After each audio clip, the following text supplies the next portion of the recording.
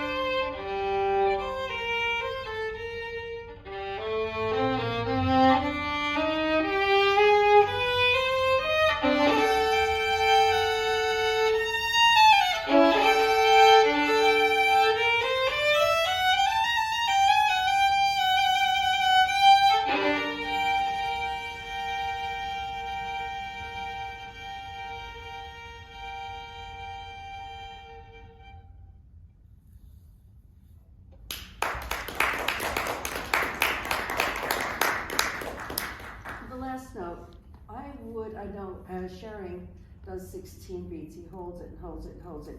You're doing it right, but I think it doesn't make any sense. I would just play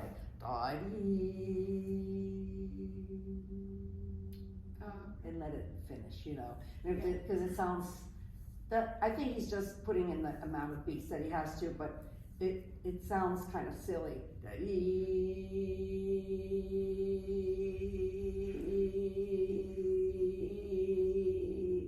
Hold. I mean, it doesn't make sense. Yeah.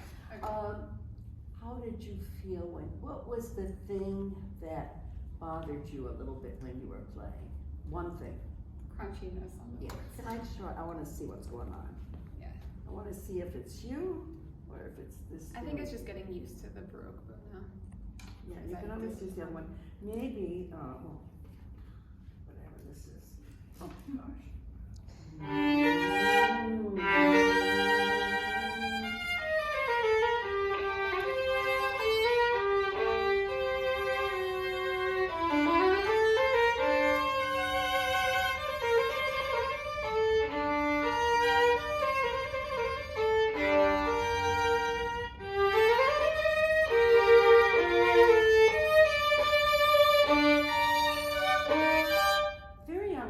simple actually. I'm not having any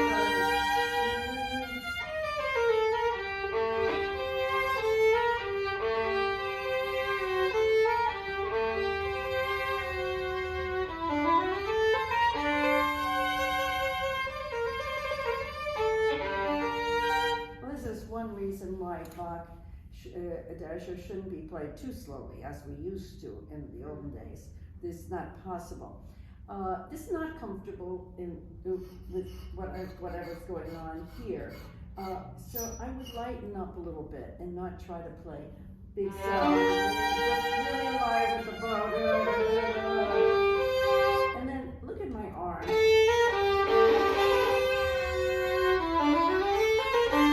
It's everything I taught you. Low arm, get your arm down.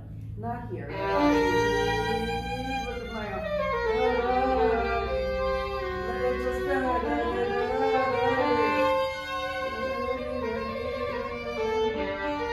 I think we can still make contrast. Try that.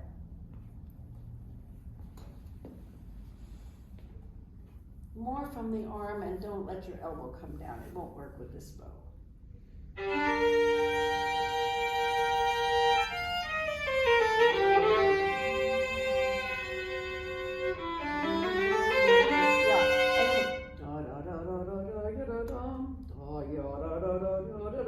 Take a little time at the beginning.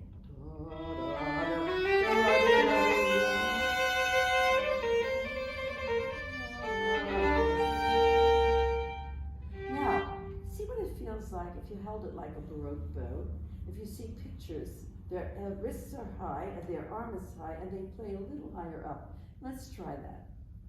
Like this? Yeah, well, let's try it. We may do what I do. I'm in between Baroque and Romantic.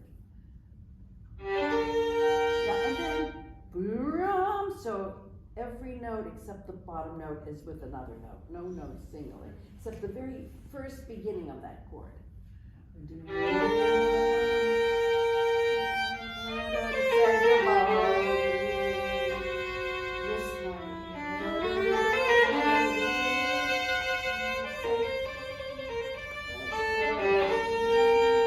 And then raise your arm. Go on. Raise your arm.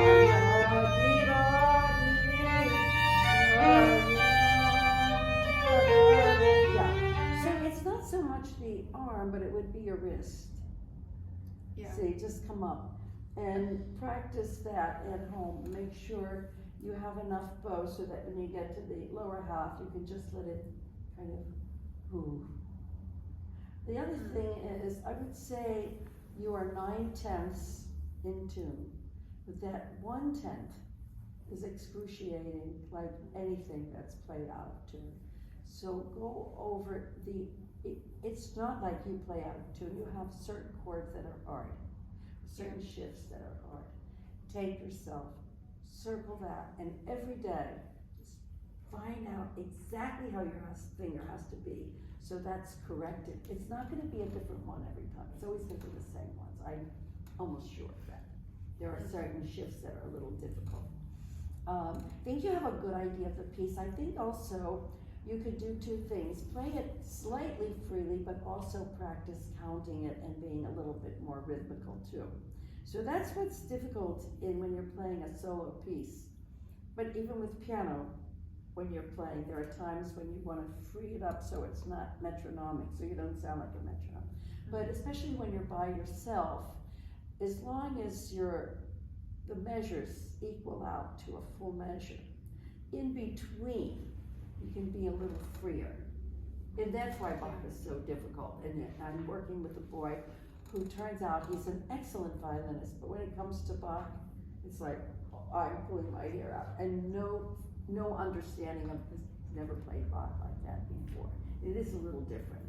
And we're playing it with a regular bow, but just that amount of freedom. 1 and 2 and 3 and in between, just flowing. Okay, save bow, don't get yourself stuck at the frog. Okay. And wrist up. And maybe play it again in class sometime. Yeah, Okay? next week will be the last chance before my recital, so. Okay, are you doing any other movements? Just the Adagio and then vinyasa. All right, next.